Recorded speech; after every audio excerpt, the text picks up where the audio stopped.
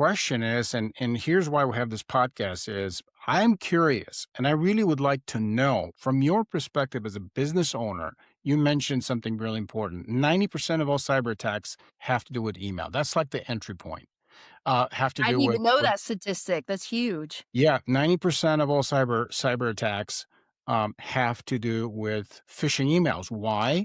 Because phishing email, once it bypasses the filters, email filters, if someone clicks on that attachment, or sometimes even just a picture, like a signature, it could be malicious, right? You click on that signature, you click on that picture, it could be a file that can get executed onto your system and take over your system and steal important information, right? And or someone can click on a malicious link, take them to a website where they can surrender their password, thinking that they're resetting their password, or they are filling out a form of some kind, right?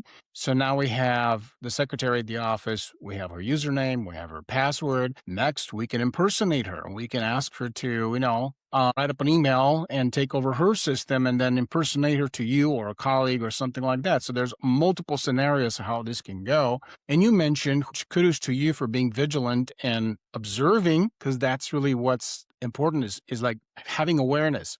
Be aware of your environment, be aware of what's happening. Now, tell me from your perspective, how do you think like your team and other fellow business owners are